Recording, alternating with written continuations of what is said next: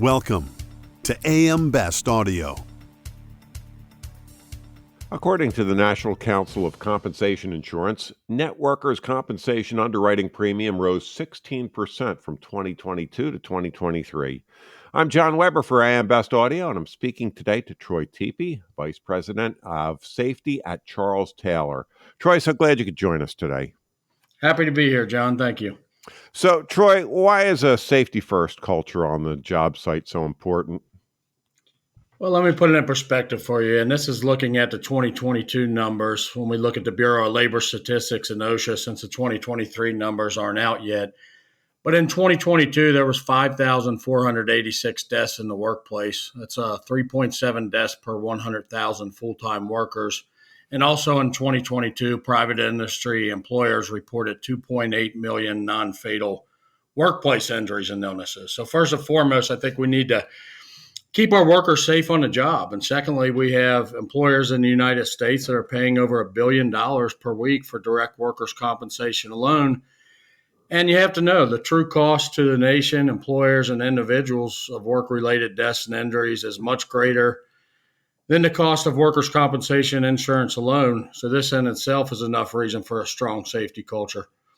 When we have a strong safety culture, we have fewer at-risk behaviors. We've got lower incident rates. We've got lower employee turnover, lower absenteeism, and high productivity. So what's important to remember is that safety is culture-driven. Everything that occurs or doesn't occur that relates to safety is a reflection of an organization's culture. And over time, whether they know it or not, every organization develops a culture, positive or negative. I believe that one of the most key elements of a safety culture is recognizing within a company that all employees are accountable for safety, not just designated employees. So how can managers create a safe environment?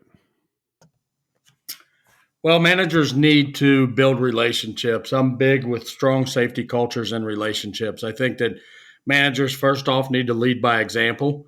They need to know what their expectations are. So from their leadership, it really needs to start at the top with leadership to designate down on what responsibilities managers have in the workplace. And I think that goes back to looking at every part of their job and looking at their complete job description to say what part does safety play in that. And there is a part that safety plays in that. And then those managers need to understand that. They need to build relationships with the employees that they are overseeing, and they need to communicate what the expectations are for safety. So why is it important to view safety as another item in the revenue generating bucket? Well, when we look at safety, for many of our clients, when we look at safety, safety is a necessity for them to obtain future work in the construction industry. So when you hear things like DART rates, days away, restricted transfer, TRIR, total recordable incident rates, those rates are being looked at from contractors that are wanting to hire people to come and do these projects. So if we don't have a good safety record, then we're not going to be able to even get on jobs to get the work. We're not even going to be allowed to bid the work if we don't have the right safety programs in place and our experience modification rating isn't good and the days away restricted transfer numbers aren't good. All those numbers have to be there to obtain more work for us. General contractors want to work with the safest companies that are out there. So the safer a company you have, the more work that you're going to obtain, in turn generating more revenue for your company. Troy, do you find there are challenges when trying to implement new safety protocols? I do. There's always resistance when there's something new to change safety protocols. Many of the clients we've worked with and many employees that you work with have been doing things a certain way. And they say, well, we've never suffered a serious injury. Why should we change now? Well, the statistics are there that I mentioned earlier to show that. And really, I believe what we have to do is it goes back to the relationship building and making sure that the employees have an understanding and what the requirements are, but also letting them give the feedback that they want to give. Let them participate in the safety program. You're going to get a lot more buy-in if you get good feedback from employees and their suggestions. And honestly, who knows the work better than the employees on the front line doing that work and the hazards that they face? So if you can get that engagement, you're going to have an easier time of implementing the new safety procedures you want to get in place. Do you think there are mistakes or misunderstandings when it comes to OSHA compliance? I do. I think there's a lot of misunderstandings. I think the biggest misunderstanding really starts is that, OSHA's around every corner. They're on every job site looking at you. And when you look at federal OSHA coverage in 2023, there was a total of 34,600 plus inspections conducted in the United States. That's not a big number.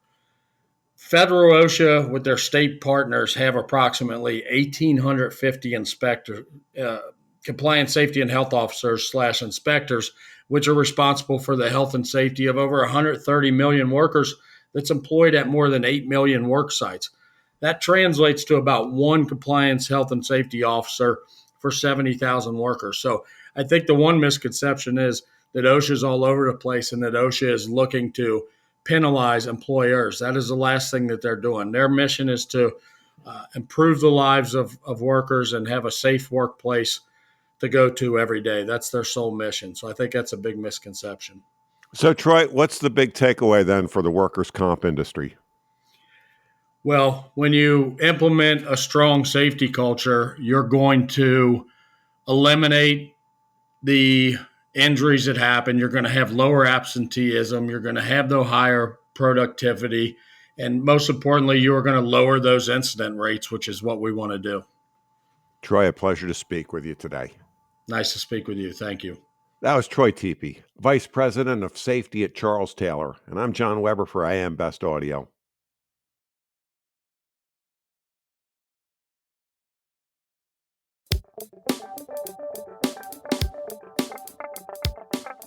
Looking to get the full attention of the insurance industry? We have the platforms that will do just that. Whether it be AM Best TV, AM Best Audio, Best Review Magazine, or Best Day. Find out more by calling AM Best Advertising Sales at 908-439-2200, extension 5399, and have a great day.